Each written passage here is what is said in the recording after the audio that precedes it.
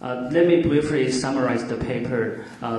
This paper investigates the determinants of the capital structure of the Indonesian listed companies before and after the economic reforms following the Asian financial crisis.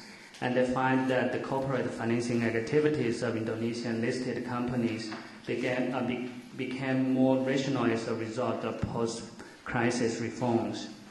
And the major contribution of the paper is that this is the first econometric study that examines how the post-crisis reforms influenced the fundraising activities of the Indonesian listed companies.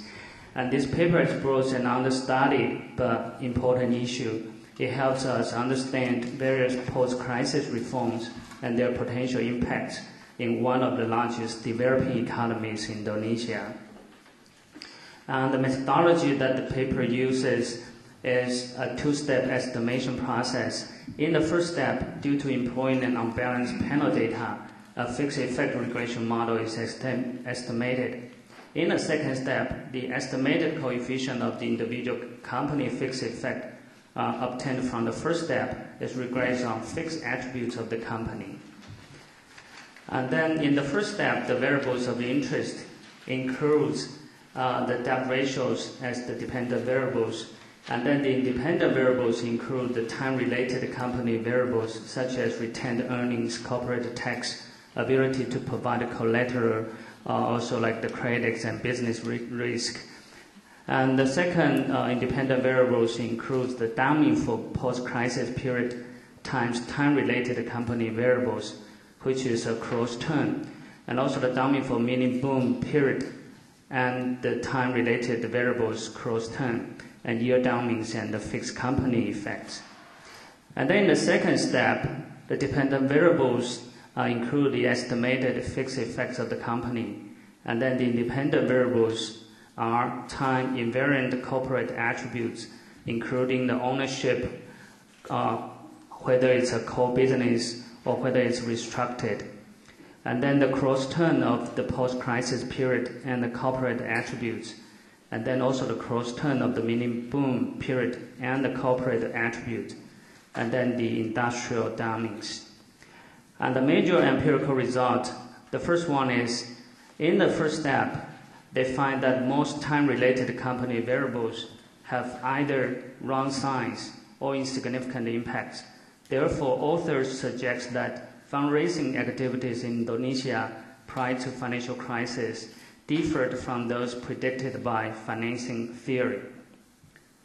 And then the second major empirical result is that most cross-turns of the downing for post-crisis period and time-related company variables have more consistent signs and significant effects. Therefore, authors suggest that corporate financing activities in Indonesia became more rational as a result of reforms in the post-crisis period. And I do have some questions on these two major empirical results, and I will come back to this point later.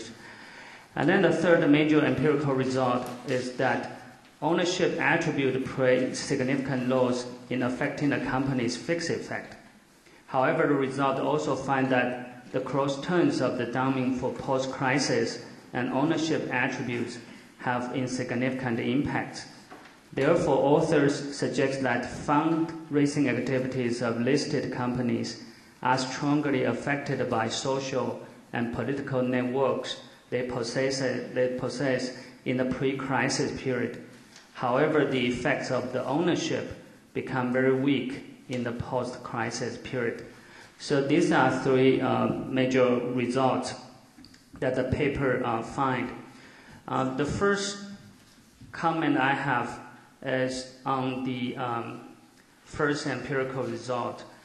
Author used the coefficient of an exponentially variable, for instance, like the coefficient of the corporate tax, to indicate the effect of this variable in the pre-crisis period. Whereas authors used the coefficient of cross-turn of downing for post-crisis period and this exponentially variable to indicate the effect of these variables in the post-crisis period. Is this reasonable? According to my understanding, that the coefficient of an exponential variable normally indicates the effect of the average variable, or we can say the average effect. And whereas the coefficient of the cross term indicates the relative effect of these variables between the post-crisis period and the pre-crisis period. So I think that the results, the conclusions are okay, but like when the authors are explaining the empirical results, they try to just look at the coefficient of these exponential variables and said the effect in the pre-crisis is not really significant. I think that might have some kind of problems. But actually the conclusions are okay. If you just look at the relative effect between the post-crisis period and the pre-crisis period, we still find that in the post-crisis period, it's relatively doing better in comparison to the pre-crisis period. So this is one comment that I have. The second comment is about the second step estimations. Authors regress estimated fixed effects on a company's time-invariant attributes, including ownership or core business or restructured companies in the second step. The number of estimated fixed effects in the first step is equal to the number of listed companies. I think that should be like 300-something listed companies. So the number of observations in the second step should be only equal to the number of sampled companies. However, in order to include cross-term of the dummy for post-crisis period and the time-invariant attribute, authors include the same number of observations as the one in the first step estimation. Is this reasonable or necessary? According to the econometrics, we know like in the second step, now the values of the dependent variables for one company will be the same across the years. So if we do that, then now we cannot really assume the observations in the second step are totally independent. So if we use the OLS estimation, it may cause the bias. However, after listening to today's presentation, and because I received the version of the paper a couple of days ago, and at that time, the dependent variables only include the estimated fixed effects. But in today's presentation, I realized the authors use the estimated fixed effects plus the arrow terms as the dependent variables in the second step. Now I'm kind of curious about how that are conducted if the dependent variables include the estimated fixed effect plus the arrow terms. So that's my second comment. And then the third comment, because the paper uses a two-step estimation process, it's relatively more complicated to interpret the estimated coefficients of the ownership attribute obtained from the second step estimation. In fact, the coefficient indicates how the ownership attribute affects a company fixed effect. However, based on the first step estimation, different companies have different fixed effects on the debt ratios. Therefore, the marginal impact of the ownership attribute on debt ratios varies across the companies. So if the papers can help find out those marginal impacts of the ownership attributes on debt ratios, that will be much better. So that's my third comment. The last comment is about the first step estimations. Author also control year dummies.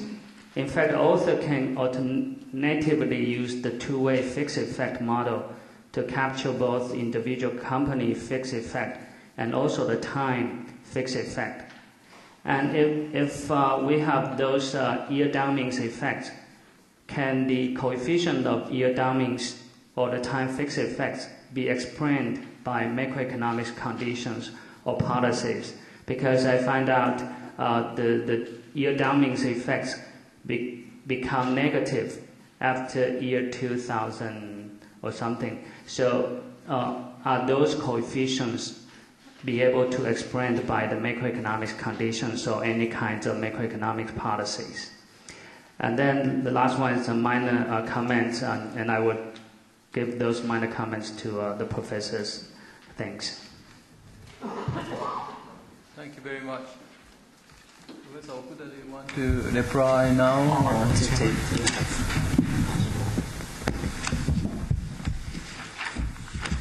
Thank you very much for very, at first, thank you very much for spending a lot of time to carefully read my paper. And thank you very much for good comment and questions. Okay, the first comment, the major comment one, yes, I agree with you. The cross-term of time dummy, the cross-term of after crisis time dummy and economic variables, that effect, the effect of that cross-term represent the change in each economic variables on the capital structure, change in the influence of capital structure. So before the Asian crisis, the coefficient, estimated coefficient of, so for example, the tax was negative, inconsistent with the theoretically expected signs. But after the Asian crisis, the cross-term of after crisis dummy and tax was positive. So the effect of tax on capital structure changed after the Asian crisis. So as you said, that influence showed the change, that value showed the change in the influence of each individual economic variables. So I agree with you completely. And second one, yes, this is a problem. So probably to solve this question, to problem, we have to separate the panel data into pre-crisis data and post-crisis data, and estimate the same equations on different panel data and compare the fixed effect. So we can find some change. And actually, we did it, and the tendency is the same. So after the crisis, the influence of social and institutional factors on the capital structure or the fixed effect became weaker. So in that sense, that is. But this estimation methodology is, has a problem, as you said. And major comment 3. Sorry, I do not understand your comment meaning, so later I would like to discuss this problem. And major comment 4.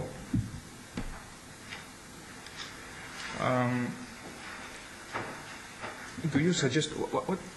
Yeah, sorry, yeah, if you could explain a little bit more about the major comment 4. Okay, so for the two-way fixed effect model, usually when we use the fixed effect model, we control the individual fixed effect, like the companies. But nowadays, there is a new technology, econometrics method that you can control the individual companies as well as the year's downings. So they would also find the time fixed effects for you as well as the company fixed effect. So you don't really have to control the year downings. When you control the year downings, you have to have some years as the base. However, if you use the fixed effect models, then they will help you estimate the whole year's fixed effect. So we don't really need a base year. So that is new. Okay, I will try that. How to say the method of estimation. Yeah, thank you very much.